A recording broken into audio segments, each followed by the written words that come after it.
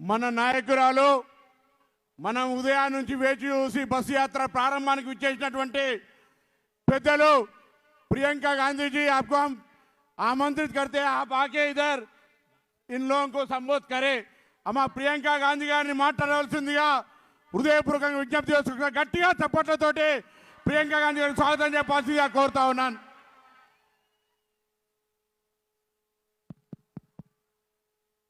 దీని వాల్యూమ్ పెంచు జరగండమ్మా, ట్రాన్స్లేషన్ కి దీని వాల్యూమ్ పెంచు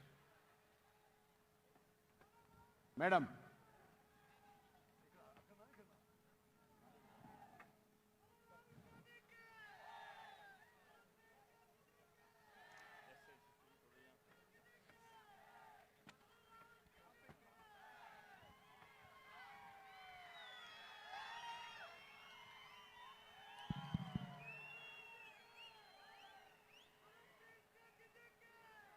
Translate from there. I just stand here and do that because sometimes you don't understand this. Shri Manikrao Thakre ji,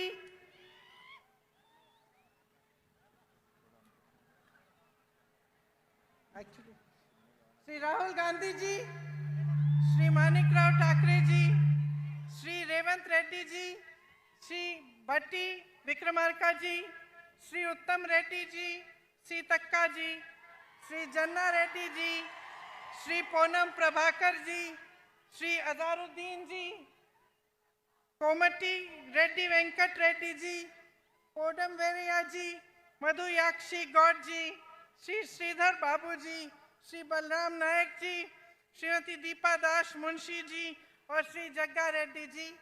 मेरी प्यारी बहनों और भाइयों, आपका इस सभा में बहुत बहुत स्वागत।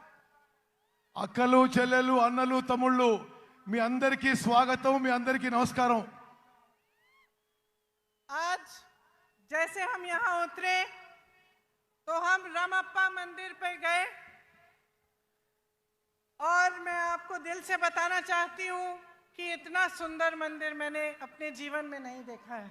ఇక్కడ మేము రాగానే రామప్ప మందిరం పోయినాం, చాలా అద్భుతమైన చాలా సుందరమైన మందిరం అని చెప్పి నేను మనవి చేస్తున్నాను। ये धरती एक पवित्र धरती है।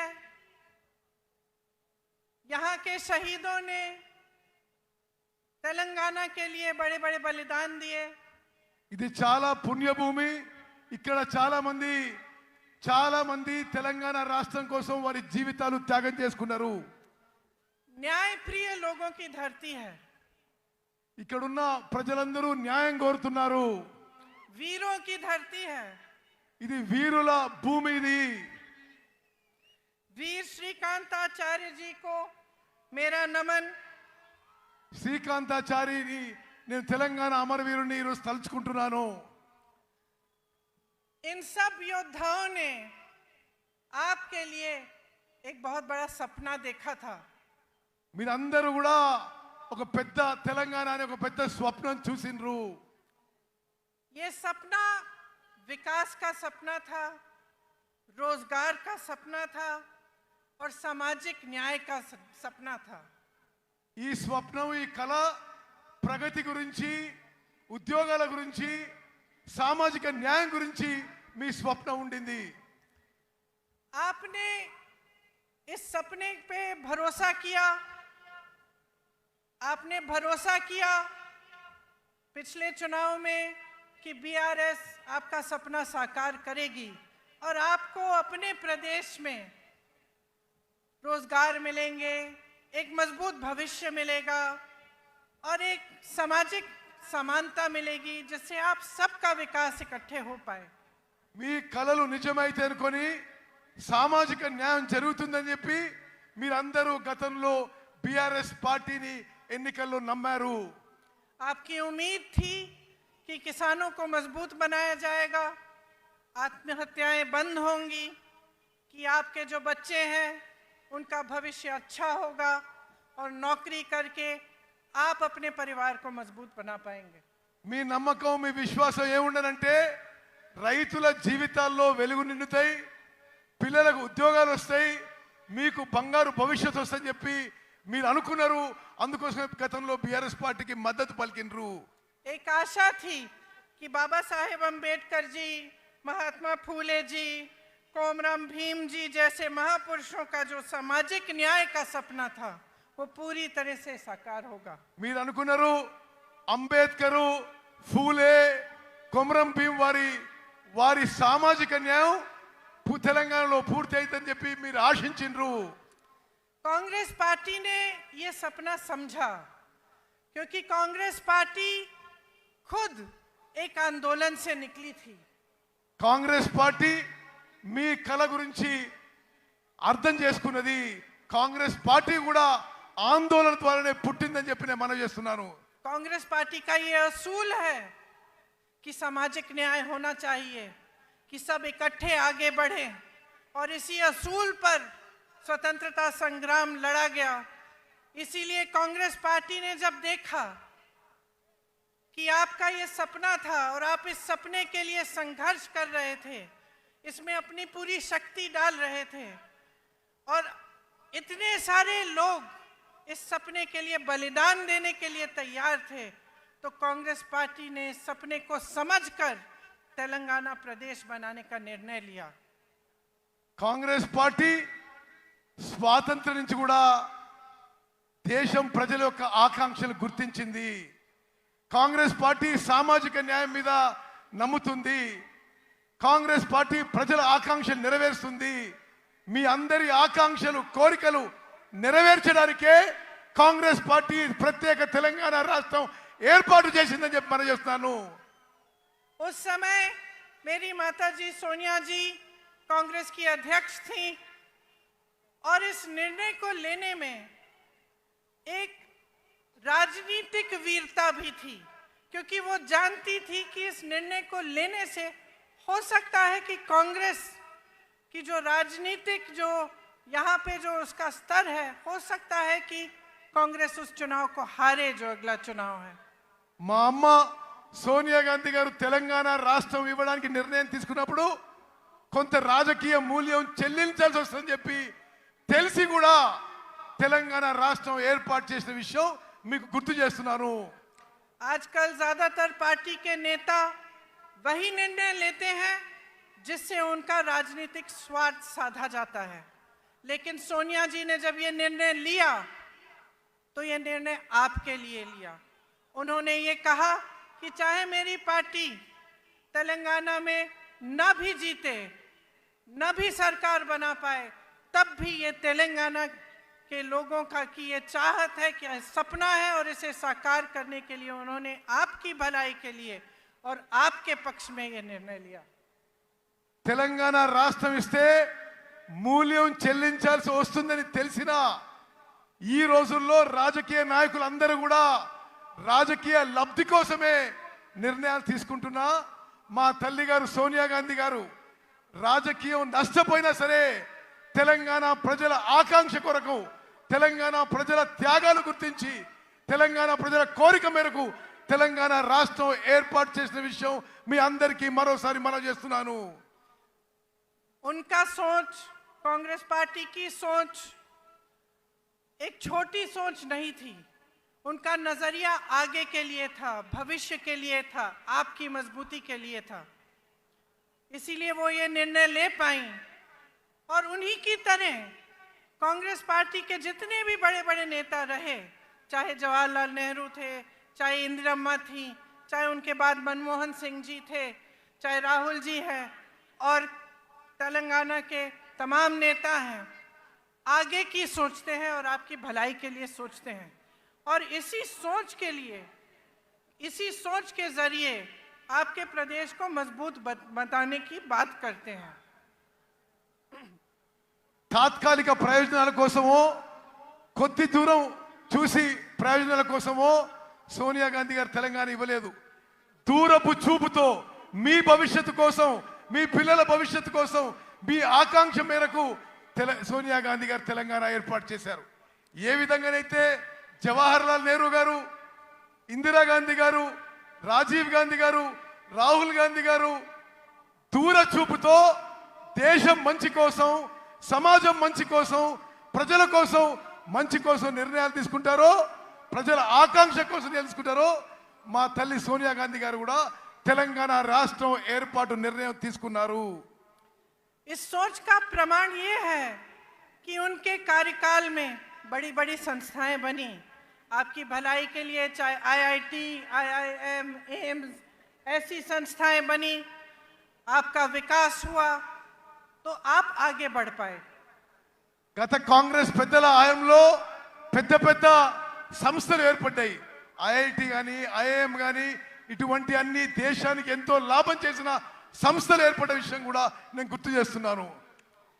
तो जो कांग्रेस की सरकारें बनी वो जनता की सरकारें थी, वो आपको मजबूत बनाने के लिए बनी और उनमें दोनों चीज थी, नजरिया और नियत. अब जब हम नियत की बात करते हैं तो जितने भी काम होते हैं सरकार बगैर सही नियत के वो काम करती नहीं है.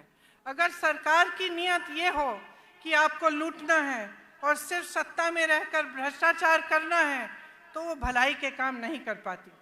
కాంగ్రెస్ ప్రభుత్వాలు నీతి నిజాయితీతో కట్టుబడి ఉంటాయని చెప్పి నేను మనవి చేస్తున్నాను. ఇప్పుడు మీరు చూస్తున్న ప్రభుత్వాలు అవినీతితో మోసపూరిత విధానం అవలంబిస్తున్న విషయం కూడా మీరు గమనించాలని చెప్పి మనవి చేస్తున్నాను.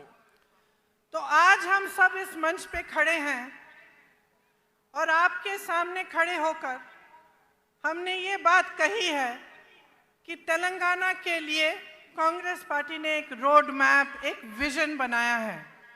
ఈ రోజు మీ అందరికీ మనవి చేస్తున్న కాంగ్రెస్ పార్టీ తెలంగాణ రాష్ట్రానికి ఒక రోడ్ మ్యాప్, ఒక విజన్ తయారు చేసి ఈ రోజు మీ ముందుకు వస్తున్నారని చెప్పి నేను మనవి చేస్తున్నాను.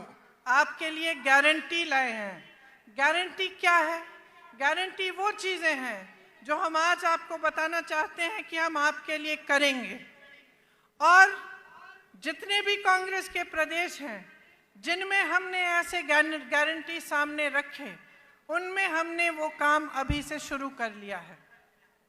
మీ ముందుకి 6 గ్యారెంటీలు తీసుకొస్తున్నాం. గ్యారెంటీలు అంటే ఏంటిది?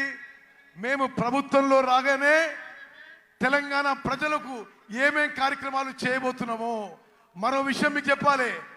ఏ రాష్ట్రంలో మేము అధికారంలో వచ్చినా మేము ఇచ్చిన హామీలు గ్యారెంటీలు అమలు చేసి చూపెట్టామని చెప్పి నేను మనం చేస్తున్నాను. मेरी बहनें यहाँ बैठी हैं, आप दिन रात मेहनत करती हैं, मैं जानती हूँ, और पूरे समाज का जो बोझ है आप अपने कंधों पर लेते हैं. बच्चों की परवरिश, घर की देखभाल, उसके साथ साथ बाहर जाके काम करना, खेती में मेहनत करना या कोई नौकरी हो तो वहाँ नौकरी करना, ये सब आप करती हैं. और आज आप कितनी महंगाई का सामना कर रही हैं, चाहे गैस का सिलेंडर हो, चाहे तेल हो, चाहे कुछ भी हो. जब आपको खरीदने जाना होता है तो आपको 10 बार सोचना पड़ता है कि हम ये खरीद पाएंगे, घर ला पाएंगे कि नहीं. कोई घर पे बीमार पड़ता है तो आपके दिल में ये बात आती है कि दवाइयाँ कैसे खरीदेंगे, उनका इलाज कैसे करवाएंगे. అక్కలు చెల్లెలు మీ జీవితాలు ఎంత కష్టంగా జరుగుతున్నాయో నాకు తెలుసు. మీరు పిల్లల్ని పెంచాలి, ఇంటి పని చూసుకోవాలి, వ్యవసాయం పని చూసుకోవాలి, ఎవరైనా బయట కూడా పని చేస్తుండొచ్చు. మీరు ఇన్ని పనులు చేస్తూ ఈ ధరల పెరుగుకి తట్టుకోలేకపోతున్నారు. గ్యాస్ సిలిండర్ ధర పెరుగుతున్నాయి, అన్ని ధరలు పెరుగుతున్నాయి. మీరు ఇంటికి ఏ సామాను కొనాలన్నా మీకు చాలా కష్టతరం అయిపోతుందని చెప్పి మేము గమనిస్తున్నాము. और ये सब मेहनत, ये संघर्ष, इन संकटों का सामना आप इसलिए करती हैं ताकि आपके बच्चे बड़े होकर अपना भविष्य बना पाएं. మీరు అంతా ఎందుకు కష్టపడుతున్నారు? మీ పిల్లలు పెద్దోళ్ళై ప్రయోజకులై మంచి భవిష్యత్తు ఉండాలని చెప్పి నా అక్కలు చెల్లెళ్ళు మీరు కష్టపడుతున్నారు. लेकिन यहाँ आज परिस्थिति ये है कि 40 लाख युवा बेरोजगार हैं.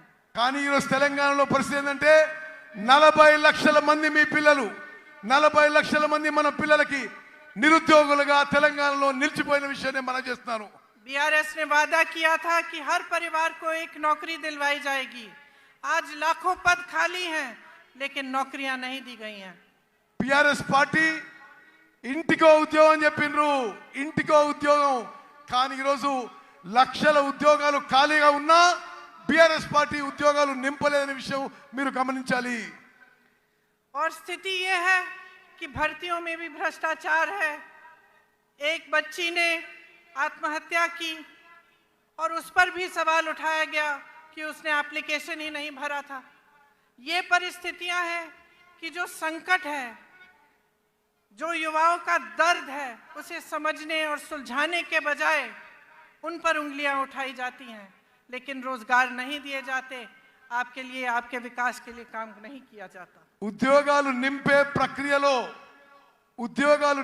ప్రక్రియలో బిఆర్ఎస్ ప్రభుత్వంలో అవినీతి జరుగుతుంది.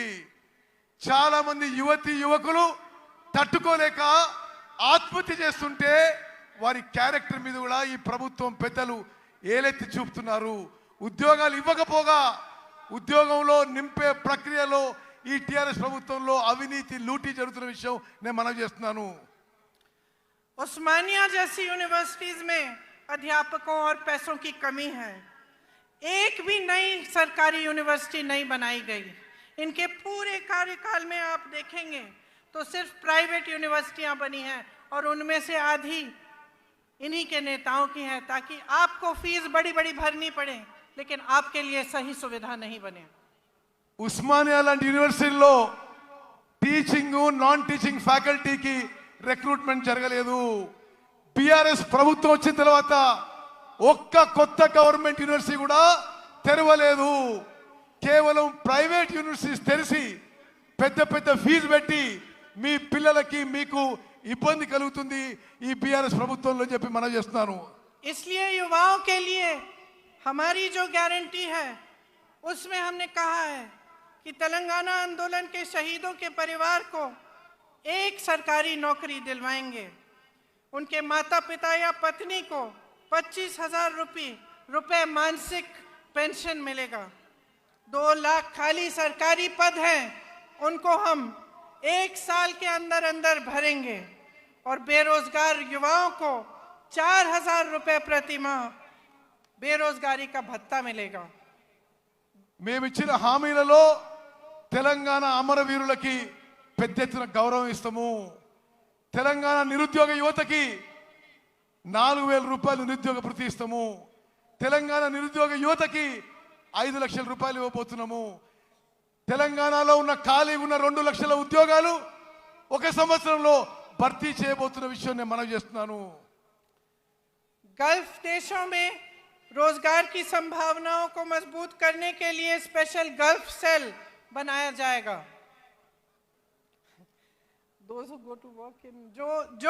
जो लोग गल्फ के देशों में काम करने के लिए जाएंगे उनके लिए एक स्पेशल गल्फ सेल बनाया जाएगा।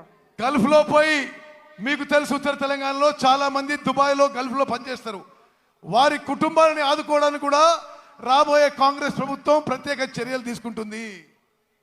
आज मेरे किसान भाइयों की परिस्थिति बहुत ही शर्मनाक है।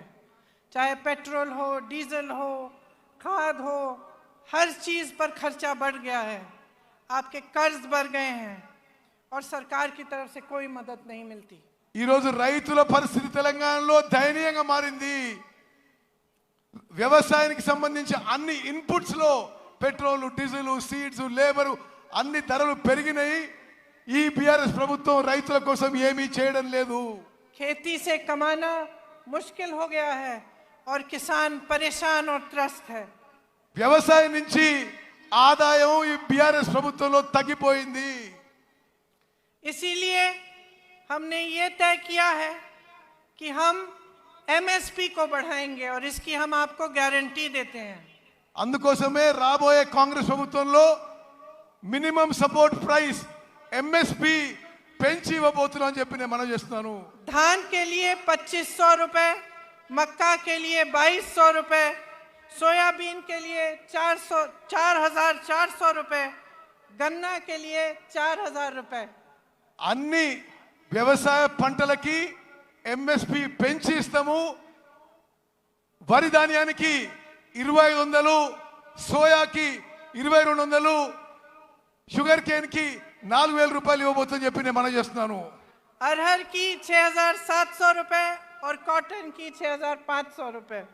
పత్తికి 6,500 రూపాయలు ఇవ్వబోతున్నాం. ఈ విధంగా ప్రతి పంటకి ఎంఎస్పి కంటే పెంచి రాబోయే కాంగ్రెస్ ప్రభుత్వం ఇవ్వబోతుంది. किसानों के लिए 2 लाख रुपए तक कर्ज माफ किए जाएंगे। రాబోయే కాంగ్రెస్ ప్రభుత్వం 2 లక్షల రూపాయల వరకు రైతులకి రుణమాఫీ చేయబోతున్నాము. इंदिरम्मा रायतु भरोसा योजना के तहत किसानों के लिए 15,000 रुपए प्रति एकड़ दिया जाएगा. ఇందిరమ్మ రైతు భరోసా అనే కార్యక్రమం తీసుకొచ్చి ప్రతి ఎకరాకి ప్రతి సంవత్సరానికి 15,000 రూపాయలు ఇవ్వబోతుందని చెప్పి నేను మనవి చేస్తున్నాను. और मनरेगा में जो रजिस्टर्ड मजदूर हैं उन्हें हर साल 12,000 रुपए मिलेंगे. భూమి లేని రైతు కూలీలకు సంవత్సరానికి వచ్చే కాంగ్రెస్ ప్రభుత్వం 12,000 రూపాయలు ఇవ్వబోతుందని చెప్పి నేను మనవి చేస్తున్నాను. मेरे बहनों और मेरे भाइयों, ये जो आपका क्षेत्र है ये आदिवासी बहुल क्षेत्र है और आप तो जानते ही हैं कि इंदिरा जी के दिल में आपके लिए एक बहुत खास जगह थी. ఈ ప్రాంతంలో గిరిజనులు ఆదివాసీలు పెద్ద సంఖ్యలో ఉంటారు. ఇందిరాగాంధీ గారు గిరిజనులు ఆదివాసీలకి ఎంత ప్రేమిస్తుండ్రో మీకు తెలుసు అని చెప్పి నేను మనవి చేస్తున్నాను. ये रिश्ता जो उनके साथ आपने जोड़ा था एक आदर का रिश्ता था, श्रद्धा का रिश्ता था. उनके दिल में आपके लिए आदर थी अथा आपके लिए श्रद्धा थी और वो हमेशा ये चाहती थी कि आपकी संस्कृति को बचाया जाए और बढ़ाया जाए. वो हमेशा कहती थी कि आदिवासी संस्कृति ही दुनिया की सबसे आधुनिक और सबसे आगे सोचने वाली संस्कृति थी जिसके जरिए प्रकृति का आदर होता था. గిరిజనులు ఆదివాసీలు మీరు ఇందిరాగాంధీ గారిని ఎంతో ప్రేమించి అభిమానించేవాళ్ళు. ఇందిరాగాంధీ గారు కూడా మిమ్మల్ని ఎంతో ప్రేమించి అభిమానించేవాళ్ళు. ఎప్పుడు కూడా మీ సంస్కృతిని మీ కల్చర్ని మరి ప్రిజర్వ్ చేయాలని చెప్పి ఇందిరాగాంధీ గారు భావించారు. ఎప్పుడు కూడా ఇందిరాగాంధీ గారు మీరంటే ఆదివాసీలు లంబాడీలు గిరిజనులు అంటే ఎంతో గౌరవ మర్యాద ఉండేది. ఆదివాసీలు గిరిజనులు వారి గురించి మీకు ఎంతో ముందు చూపు ఉందని చెప్పి ఇందిరాగాంధీ గారు భావించేవారు. लेकिन अफसोस की बात है कि आज आपके अधिकार छीने जा रहे हैं. ఈ రోజు ఆదివాసీల గిరిజనుల హక్కులు ఈ బీఆర్ఎస్ ప్రభుత్వ పెద్దలు లాక్కుంటున్నారని చెప్పి నేను మనవి చేస్తున్నాను. जबरन आपको जमीन से बेदखल किया जा रहा है. మీ భూముల నుంచి మిమ్మల్ని ఎలగొడుతున్నారు. आपके लिए जो डेवलपमेंट फंड है उसका आप शायद जानते नहीं होंगे, लेकिन 40% से ज्यादा अलग अलग कामों में जाता है, लेकिन आपके लिए नहीं डाला जाता. మీకు రావాల్సిన డెవలప్మెంట్ ఫండ్ అభివృద్ధి నిధుల్లో 40% ఇతర విషయాలకి ఉపయోగిస్తుందని చెప్పి నేను మనవి చేస్తున్నాను. हमने तय किया है कि एससी के लिए 18% आरक्षण दिया जाएगा और एसटी के लिए 12%. మేము వచ్చిన తర్వాత ఎస్సీలకి 18% రిజర్వేషను, ఎస్టీలకి 12% రిజర్వేషన్ ఇవ్వబోతుందని చెప్పి నేను మనవి చేస్తున్నాను.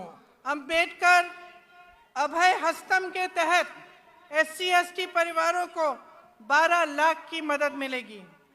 అంబేద్కర్ అభయ హస్తం అనే కార్యక్రమం మేరకు ఎస్సీ ఎస్టీ కుటుంబాలకి 12 లక్షల రూపాయలు ప్రతి కుటుంబానికి ఇవ్వబడుతుందని చెప్పి నేను మనవి చేస్తున్నాను.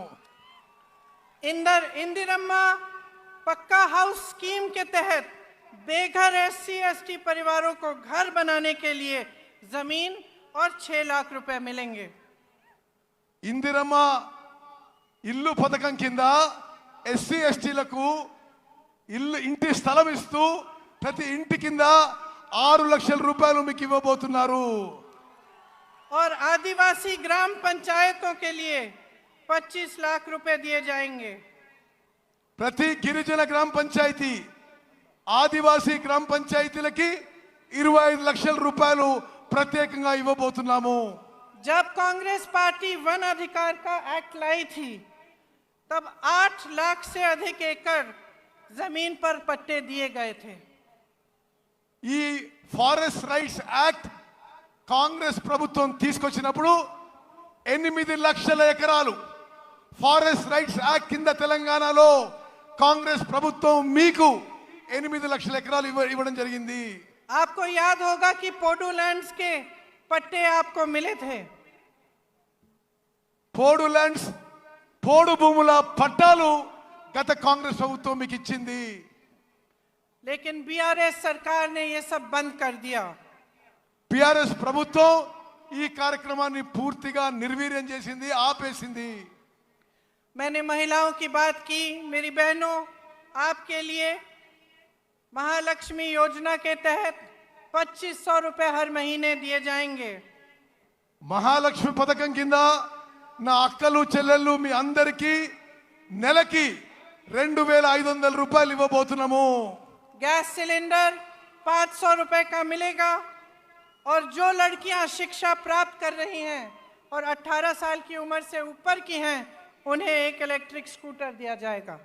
గ్యాస్ సిలిండరు అందరికీ గ్యాస్ సిలిండరు 500 రూపాయలకే గ్యాస్ సిలిండర్ ఇవ్వబడుతుంది. అదే విధంగా 18 ఏళ్ళు దాటిన నా చెల్లెలకి చదువుకున్న వాళ్ళకి ఎలక్ట్రిక్ స్కూటీ ఇవ్వబోతున్నాము. देखिए, आपको चुनना है। एक तरफ बीआरएस की सरकार है। शुरू में उन्होंने तेलंगाना की बात की थी, लेकिन आज भाजपा के साथ पूरी तरह से मिल चुके हैं। आज सरकार वो नहीं चला रहे हैं, मोदी जी रिमोट कंट्रोल से चला रहे हैं। బిఆర్ఎస్ వాళ్ళు ముందు తెలంగాణ గురించి ఆలోచన చేసినారు, కానీ ఇప్పుడు పూర్తి స్థాయిలో బీజేపీతో మిలాఖాత్ అయిపోయినరు. బిఆర్ఎస్ బీజేపీ కలిసిపోయినాయి. ప్రభుత్వం రిమోట్ కంట్రోల్తో నరేంద్ర మోదీ నడిపిస్తున్నాడు. Land mafia, sand mafia, mind mafia, wine mafia सबके साथ मिले हुए हैं। जिस तरफ आप देखो आपको भ्रष्टाचार ही भ्रष्टाचार दिख रहा है। जहां लूट सकते थे वहां से लूट रहे हैं। Sand mafia, land mafia, wines mafia, mines mafia అన్ని కలిసిపోయినాయి బీఆర్ఎస్ ప్రభుత్వంలో. ఎక్కడెక్కడి నుంచి లూటీ చేయాలో మిమ్మల్ని లూటీ చేస్తున్నారు బీఆర్ఎస్ పార్టీ వాళ్ళు. और सरकार का ध्यान महंगाई को मिटाने पर नहीं है, रोजगार बनाने को पर नहीं है, आपको मजबूत करने पर नहीं है। सरकार का ध्यान सिर्फ इन माफियाओं को बचाने में लगा हुआ है। ఈ ప్రభుత్వం యొక్క దృష్టి మీ పిల్లల ఉద్యోగాలు ఇవ్వడంలో కానీ మీ జీవితాలు మెరుగుపరచడంలో లేవు. ఈ మాఫియాలను రక్షించడానికే ఈ బీఆర్ఎస్ ప్రభుత్వం ఉందని చెప్పి నేను మనవి చేస్తున్నాను. रंगारेड्डी जिले में हजारों करोड़ों के जमीन पर घोटाला किया। भूदान की जमीन रिकॉर्ड से ही गायब कर दी। రంగారెడ్డి జిల్లాలో 1000 కోట్ల భూములు బీఆర్ఎస్ ప్రభుత్వంలో పెద్దలు లాక్కున్నారు. భూదాన్ మూమెంట్లోని భూములు రికార్డ్ నుంచే తీసేసిండ్రు ఈ ప్రభుత్వం. कांग्रेस के जमाने में इन जमीनों को बेचना खरीदना मना था। కాంగ్రెస్ అధికారంలో ఉన్నప్పుడు ఈ భూదాన్ భూములని అమ్మడం కానీ కొనడం కానీ నిషేధం ఉండింది. आज इन्होंने ये जमीनें भी लैंड माफिया और अपने करीबों को बेच दी है। వీళ్ళు ఇప్పుడు వచ్చిన వాళ్ళు బీఆర్ఎస్ వాళ్ళు ఈ భూములను కూడా ల్యాండ్ మాఫియాకి వాళ్ళ దగ్గర వాళ్ళకి ఇచ్చేసిండ్రు. आपको ये शब्द याद होंगे, बंगारू तेलंगाना, याद है? ये शब्द, ये वादा आपको बीआरएस ने किया था कि तेलंगाना को स्वर्णिम जगह बनाएंगे। బీఆర్ఎస్ వాళ్ళు బంగారు తెలంగాణ చేస్తామని మీకు హామీ ఇచ్చి అష్యూరెన్స్ ఇచ్చి మోసం చేసిన విషయం గుర్తు చేస్తున్నా. लेकिन इन्होंने अपने लिए बड़े बड़े आलीशान महल बना दिए और आपके जो सपनों का महल था वो चूर चूर कर दिया। వీళ్ళు 100 కోట్ల లూటీలు చేసుకున్నారు, పెద్ద పెద్ద బంగ్లాలు కట్టినరు. మీ స్వప్నం గాని మీ కల గాని ధ్వంసం చేసింది బీఆర్ఎస్ పార్టీ, బీఆర్ఎస్ ప్రభుత్వం. आपका सपना था कि सामाजिक न्याय होगा। మీ స్వప్నం మీ కల సామాజిక న్యాయం కావాలని ఉండే. सामाजिक न्याय कौन सा? इनके 18 मंत्रियों में से 3 तो सीएम के ही परिवार के हैं और इनके पास 13 मंत्रालय हैं। ఇప్పుడు సామాజిక న్యాయం బీఆర్ఎస్ లో జరుగుతలేదు. 17 మంది మంత్రుల్లో 3 వీరు ఈ కుటుంబ సభ్యులే మంత్రులు, 18 మంత్రిత్వ శాఖలు వీళ్ళ కుటుంబం దగ్గరనే ఉన్నాయి. और बीसी की संख्या 50% से ऊपर है, लेकिन मंत्रालय में सिर्फ 3 मंत्री हैं. బీసీలు జనాభాలో 50% కంటే ఎక్కువ ఉన్నారు, కానీ వీళ్ళ మంత్రిత్వ శాఖలో ముగ్గురు మంత్రులు ఉన్నారు. 34% आरक्षण से घटाकर 23% कर दिया है. 27% నుంచి బీసీల రిజర్వేషన్ 23% కి తగ్గించిండ్రు. राहुल जी यहाँ बैठे हैं, सब जगह जाते हैं तो जातिगत जनगणना की बात करते हैं. बिहार में ये जनगणना की गई, पता चला कि ओबीसी, आदिवासी, शेड्यूल कास्ट के 84% लोग हैं. और आप सोचिए और अपने आप से पूछिए कि 84% लोग हैं बिहार प्रदेश में, लेकिन उनका प्रतिनिधित्व नहीं है. బీహార్లో ఏ విధంగా అయితే బీసీలో కాస్ట్ సెన్సస్ జరిగిందో దేశవ్యాప్తంగా కాస్ట్ సెన్సస్ జరగాలని చెప్పి రాహుల్ గాంధీ గారు దేశమంతటా పర్యటన చేస్తున్నారు. ఎస్సీ ఎస్టీ బీసీల సంఖ్య ఎక్కువ ఉన్నా తగిన స్థాయిలో వారికి న్యాయం జరగడం లేదని చెప్పి మేము మనవి చేస్తున్నాము. सच्चाई ये है कि हमारे पूरे देश की यही असलियत है. हम कहते हैं कि जातिगत जनगणना करिए और ये चुप हो जाते हैं. ये गिनती भी नहीं करना चाहते, कि कितने बीसी है, कितने एससी है, कितने एसटी हैं. इनको अपना हक देना छोड़िए, गिनती से डर रहे हैं.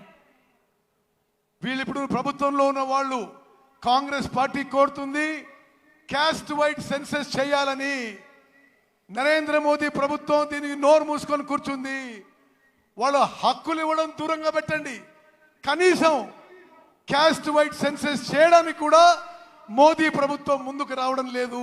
तो ये सामाजिक न्याय देंगे कैसे? లెక్కలే చేయనప్పుడు, కులపరంగా సెన్సస్ చేయనప్పుడు వీళ్ళు న్యాయం ఎట్లా చేస్తారు, సామాజిక న్యాయం ఎట్లా చేస్తారు? इनकी बातें खोखली हैं. चुनाव के समय बड़ी बड़ी बातें करते हैं, उसके बाद भूल जाते हैं. लूट में, भ्रष्टाचार में, इन्हीं चीजों में व्यस्त रहते हैं. వీళ్ళ మాటల్లో అర్థం లేదు, మోసపూరిత మాటలు. ఎలక్షన్స్ లో ఏదో మాటలు చెప్పి వాగ్దానాలు చేసి పూర్తిగా మర్చిపోతారు, జనాన్ని మోసం చేస్తున్నారు. मोदी जी ने कितने बड़े बड़े वादे किए थे. ट्राइबल यूनिवर्सिटी बनाएंगे, स्टील प्लांट लगवाएंगे, हॉर्टिकल्चर यूनिवर्सिटी बनाएंगे. क्या बनाया?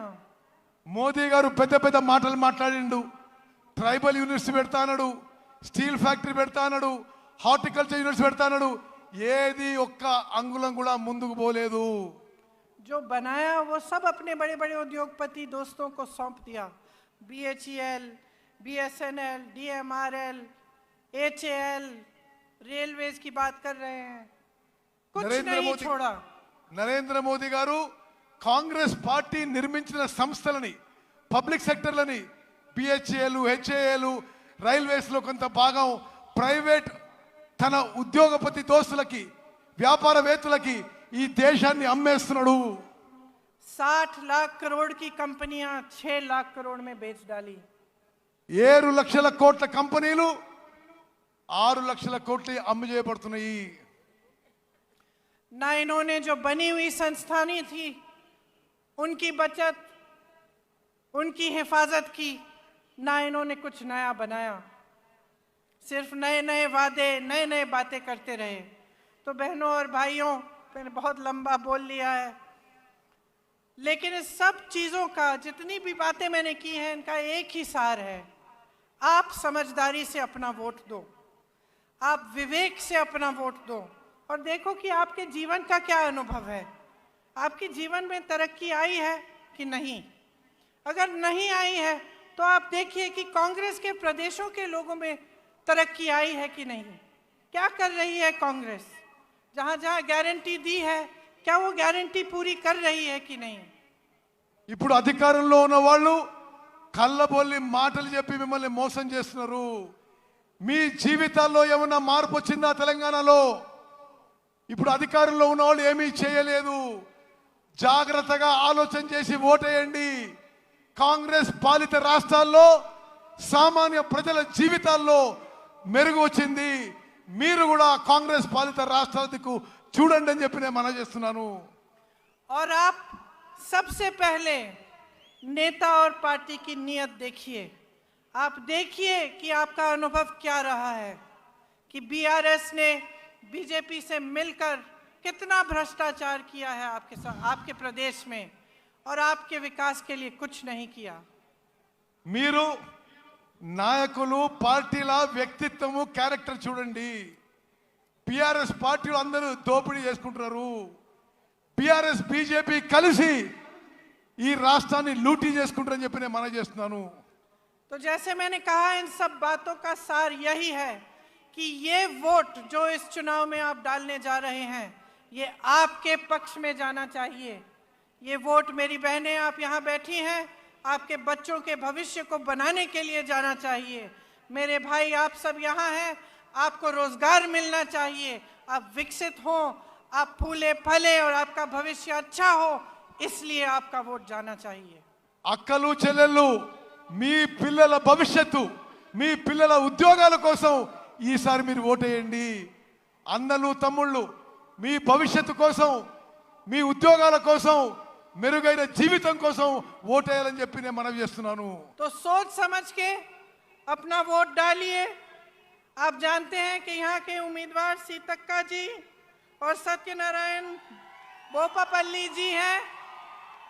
इनको भारी से भारी बहुमत से जिताइए और अपने भविष्य को मजबूत बनाइए. जय हिंद.